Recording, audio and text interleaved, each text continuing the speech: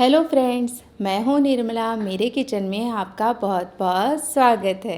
क्या आपने कभी गेहूं के आटे और टमाटर से इतना चटपटा करारा नाश्ता बनाया है जिसके आगे बाजार के कुरकुरे और चिप्स भी फेल हो जाएंगे? ना मैदा, ना बेसन, ना ज़्यादा मेहनत, फिर भी स्वाद ऐसा कि बार बार खाने का और बनाने का मन करेगा। और एक बार बनाकर महीनों तक स्टोर भी कर सकते हैं। फिर जब मन करे डब्बे से निकालें और इन्जॉय करें। तो चलिए फ्रेंड्स, ये सुपर टेस्टी और क्रिस्पी नाश्ता बनाना शुरू करते हैं। तो इसके लिए सबसे पहले हमें चाहिए होंगे टमाटर। यहाँ पर मैंने 4 मीडियम साइज के टमाटर ले लिए हैं। टमाटर जितने अच्छे फ्रेश लेंगे और लाल लाल लेंगे उतना ही नाश्ता और भी ज़्यादा बढ़िया बनेगा। फ्रेश रहेंगे टमाटर तो जो नाश्ता होगा उसमें अच्छा खट्टापन ऐड होगा। साथ ही यदि टमाटर लाल होंगे तो उससे नाश्ते का कलर बहुत बढ़िया आएगा। अब जो टमाटर है ना उन्हें हम काट लेंगे। तो बस मोटा मोटा इस तरह से काट करके तैयार कर लें, क्योंकि हमें इन्हें ग्राइंडर जार में ग्राइंड करना है। तो सारे टमाटर काट के मैं ग्राइंडर जार में ट्रांसफ़र कर रही हूँ। और टमाटर के साथ साथ ही अब इसमें डालेंगे 1 से 2 हरी मिर्च, या आप जितना तीखा पसंद करते हैं उसके अकॉर्डिंग हरी मिर्च ऐड कर लें। साथ ही मैंने 4 से 5 लहसुन की कलियाँ भी इसमें डाल दी हैं। तो लहसुन का फ्लेवर इस नाश्ते में कमाल का लगता है, लेकिन यदि आप लहसुन नहीं खाते हैं तो टोटली स्किप कर सकते हैं और इसकी जगह अदरक का इस्तेमाल कर सकते हैं। तो यहाँ पर मैंने टमाटर का पेस्ट बना करके तैयार कर लिया है, लेकिन हम इसे डायरेक्ट यूज़ नहीं करेंगे क्योंकि मैंने इसे कोर्सली ही ग्राइंड किया है, ताकि जो इसके छिलके और बीज है ना वो हम सेपरेट कर पाएँ। तो इस पेस्ट को हम एक छलनी की सहायता से इस तरह से छान लेंगे तो जितना भी रस की इसका होगा वो निकल जाएगा। तो ये देखिए एकदम स्मूथ पेस्ट हमें मिल गया है। तो इससे आटा लगाने में काफ़ी ज़्यादा आसानी रहती है। और ये जो रह गया है बचा हुआ उसे हम हटा देंगे। इसे आप फेंके नहीं, आप सब्जी में इस्तेमाल कर सकते हैं, या आप रोटी या पूरी का आटा लगाएं तो उसके अंदर भी ये डाल सकते हैं। अब इस पेस्ट के अंदर हम कुछ मसाले ऐड कर लेंगे, जिसमें लेंगे 1/4 छोटी चम्मच हल्दी पाउडर, 1 चम्मच लाल मिर्च का पाउडर, 1 चम्मच लेंगे धनिया पाउडर, स्वाद के अनुसार नमक। बस इसमें सिंपल से ही मसाले जाएंगे और कुछ मसाले बाद में हम कोटिंग करने के इस्तेमाल में लेंगे। तो अभी इसमें सिर्फ इतने ही मसाले ऐड करके अच्छे से पेस्ट के अंदर मिक्स कर लेंगे। तो देखिए लाल मिर्च पाउडर डालने से जो पेस्ट होगा उसका कलर और भी ज़्यादा बढ़िया हो जाएगा। अब इस पेस्ट में हम डालेंगे गेहूं का आटा। तो पहले मैं 1 कप गेहूं का आटा डाल करके इसे अच्छे से मिक्स कर लूँगी। फिर ज़रूरत के अनुसार हम इसमें और आटा डालेंगे। तो यहाँ पर टोटल मेरा 1 कप और 3/4 कप आटा लग गया है। पर ज़रूरी नहीं कि आप जब ये नाश्ता बना रहे हों तो इतना ही आटा लगे, क्योंकि वो डिपेंड करता है कि आपने जो टमाटर लिए हैं उसमें कितना पानी है। तो उसके अकॉर्डिंग आप इसमें गेहूँ का आटा और मिला सकते हैं। बस ध्यान रखना है कि इसका हमें एकदम टाइट डो लगा करके तैयार करना है। तो इस तरह से जब एक बार सारा आटा अच्छे से इकट्ठा हो जाएगा तब हम इसमें 2 चम्मच तेल डालेंगे। और अब इस तेल को हम इतना अच्छे से मसलेंगे और गूंदेंगे कि जो तेल है वो आटे में बहुत ही अच्छे से एब्जॉर्ब हो जाएगा और बाहर बिल्कुल भी नहीं दिखेगा। तो ऐसा करने से क्या होता है कि जो नाश्ता होता है ना वो बहुत ही अच्छा क्रिस्पी बनता है। यदि हम तेल नहीं डालेंगे तो ये क्रिस्पी नहीं बनेगा। यहाँ पर मैंने गेहूं के आटे का इस्तेमाल करके ये नाश्ता बनाया है। आप चाहें तो बेसन का इस्तेमाल करके भी ये नाश्ता बना सकते हैं, या मक्के का आटा भी ले सकते हैं, या आधा गेहूं का आटा आधा मक्के का आटा इस तरह से भी ले सकते हैं। लेकिन गेहूं के आटे से बहुत ही आसानी से ये नाश्ता बन जाता है, और गेहूं का आटा है इसमें ये तो बिल्कुल पता ही नहीं चलता है। तो चलिए अब आटा भी बहुत ही अच्छे से तैयार हो गया है। एकदम क्रैक फ्री स्मूथ आटा लग करके तैयार है, लेकिन ये काफ़ी टाइट भी है।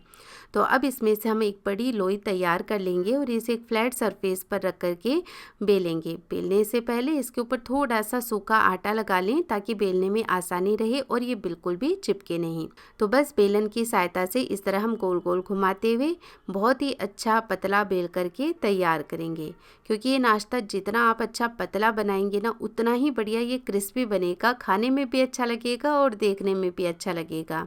दूसरा, इसे फ्राई करने में तो बिल्कुल ही नहीं टाइम वेस्ट होगा, इतना जल्दी ये फ्राई हो जाता है। तो इस तरह से मैंने इसे थोड़ा लंबाई में बेल लिया है और एकदम मैंने पतला बेल लिया है कि लास्ट में ये एकदम सरफेस के ही चिपक गया है, पर कोई बात नहीं, आसानी से निकल जाएगा। अब इसके जो कॉर्नर्स है ना उसे हम कट कर लेंगे ताकि जो हम पीसेस तैयार करें उनकी शेप है वो इवन आए। तो यहाँ पर मैं लॉन्ग स्ट्रिप्स काट करके तैयार कर रही हूँ, लेकिन आप चाहें तो गोल भी काट सकते हैं, ट्रायंगल शेप में भी इसे काट सकते हैं, यानी जो शेप आपको पसंद आए, कंफर्टेबल लगे उस शेप में आप बना सकते हैं, क्योंकि शेप से इसके टेस्ट में कोई फ़र्क नहीं पड़ेगा। तो यहाँ पर साइड के सारे कॉर्नर मैंने हटा दिए हैं और फिर इसे मैंने एक बीच में से कट लगा दिया है। और देखिए अब इस तरह से हम लंबाई में और कट लगाते जाएंगे, तो इस तरह से एकदम लंबी लंबी स्ट्रिप्स बन करके तैयार हो जाएंगे। और इस तरह से ये जो लंबी स्ट्रिप्स होती है ना, वो बच्चों को खासकर बहुत ही पसंद आते हैं। या फिर ट्रायंगल शेप में आप इन्हें बनाएं तो ये दो शेप बच्चों को काफ़ी पसंद आ जाती हैं। और यकीन मानिए बहुत ही आसानी से और झटपट से ही ये बन करके तैयार हो जाता है। अब आप चाहें तो ये जो पीसेस हैं उन्हें काटते जाएं, साइड में कढ़ाई के अंदर फ्राई करते जाएं, या फिर क्योंकि ये जल्दी से फ्राई हो जाते हैं तो आप इन्हें थालियों के अंदर इस तरह से सेट कर लें, एक दूसरे के ऊपर रख सकते हैं आराम से, बिल्कुल नहीं चिपकेंगे। और फिर आप इन्हें एक साथ ही फ्राई कर लें। तो यहाँ पर देखिए कैसे मैं आसानी से इन्हें निकाल पा रही हूँ। तो ये पतले हैं तो बस ध्यान से निकालें, वरना ये टूट सकते हैं। अब साइड में मैंने कढ़ाई के अंदर भी तेल गर्म होने के लिए चढ़ा दिया था, और तेल का टेम्परेचर हमें लो टू मीडियम रखना है, यानी तेल एक बार हाई फ्लेम पर आप अच्छा गर्म कर लें और फिर गैस का फ्लेम लो या मीडियम करें। फिर पीसेस हम इसके अंदर जैसे ही डालेंगे तो आप देख सकते हैं कि ये तेल के ऊपर तैरने लगे, यानी तेल का टेम्परेचर एकदम परफेक्ट है। क्योंकि ये पतले होते हैं ना, तो यदि ज़्यादा गर्म तेल लेंगे तो बहुत ही जल्दी से जलने लगेंगे, इसलिए इन्हें मीडियम फ्लेम पर ही फ्राई करें। एक दूसरे के ऊपर मैंने इस तरह से इन्हें डाल दिया है, लेकिन ये आपस में बिल्कुल भी नहीं चिपकेंगे, आराम से एक दूसरे से हट जाएंगे। तो इस तरह से मैंने कुछ पीसेस डाल दिए हैं और बाकी हम बैचेस में फ्राई कर लेंगे। इन्हें पलटने से पहले हम क्या करेंगे, इन्हें ऊपर से थोड़ा सा प्रेस करेंगे ताकि ये ऊपर से थोड़े क्रिस्पी हो जाएं, तो जब हम पलटें तो ये बिल्कुल भी नहीं टूटें। और इस तरह से आप प्रेस करते हुए आप इन्हें शुरू में पकाएंगे ना, तो जो शेप होगी वो भी इनकी बिल्कुल ख़राब नहीं होगी। अब देखिए ये थोड़े से हार्ड हो गए हैं, तो मैं इन्हें पलट लेती हूँ। और अब पलटते पलटते हुए आराम से आप इन्हें फ्राई कर सकते हैं, बहुत ही अच्छे क्रिस्पी हो जाएंगे और जल्दी से ही फ्राई हो जाएंगे। और जब ये बढ़िया क्रिस्पी हो जाएंगे तो इनमें से झाग निकलना भी बंद हो जाएंगे। तो बस ये बहुत ही सुंदर दिखाई दे रहे हैं और आराम से फ्राई हो गए हैं। तो चलिए इन्हें निकाल लेते हैं। और जब तक ये बैच फ्राई हो रहा था, मैंने साइड में बाकी के पीसेस भी काट करके तैयार कर लिए हैं, तो अब मैं उन्हें भी फ्राई कर लूँगी। तो सुना ना फ्रेंड्स, कितना बढ़िया क्रिस्पी नाश्ता बनकर के तैयार हुआ है और बिल्कुल भी ये टूटा नहीं है। आप इसे ऐसे भी खा सकते हैं, लेकिन हम इसके ऊपर एक मसाला स्प्रिंकल करेंगे जिससे ये और भी ज़्यादा टेस्टी हो जाएंगे। तो इसके लिए हम ले लेंगे एक कटोरी के अंदर 1 चम्मच लाल मिर्च का पाउडर, आधा चम्मच भुने हुए जीरे का पाउडर, साथ ही इसमें डालेंगे चाट मसाला। तो ये मैं डाल रही हूँ 1 चम्मच, और साथ ही डालेंगे आधी छोटी चम्मच काला नमक।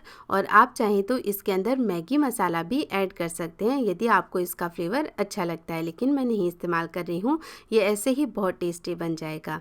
तो बस ये सारे मसाले बढ़िया से मिक्स कर लेंगे और अब इस मसाले को इस नाश्ते के ऊपर स्प्रिंकल करके इसे ऐसे टॉस करेंगे ताकि जो मसाला है वो सारे नाश्ते पर इवनली कोट हो जाए और ये अच्छे से इसके ऊपर चिपकता है, बिल्कुल भी निकलता नहीं है। तो देखिए कितना ज़्यादा सुंदर दिखाई दे रहा है और क्रिस्पीनेस तो आप देख ही रहे हैं, कितना बढ़िया सुपर क्रिस्पी नाश्ता बन करके तैयार हुआ है। तो फ्रेंड्स आपसे रिक्वेस्ट है, आप भी ज़रूर से एक बार ये नाश्ता बनाइएगा, आपको बहुत पसंद आएगा और ढेर सारा बनाकर रखेंगे तो लंबे समय तक स्टोर भी कर पाएंगे। लेकिन मैं यकीन के साथ कहती हूँ कि ये नाश्ता आपका झटपट से ख़त्म होने वाला है, क्योंकि ये बहुत ही ज़्यादा टेस्टी बनता है। बच्चे तो इसे बिल्कुल भी नहीं छोड़ेंगे और इसे खाने के बाद बाजार के कुरकुरे चिप्स खाने की जिद तो बिल्कुल भी नहीं करेंगे। अगर आज की रेसिपी आपको अच्छी लगी हो तो प्लीज़ आप मेरे वीडियो को लाइक करें, साथ ही मेरी ऐसी और भी रेसिपीज़ देखते रहने के लिए चैनल को सब्सक्राइब करना भी ना भूलें।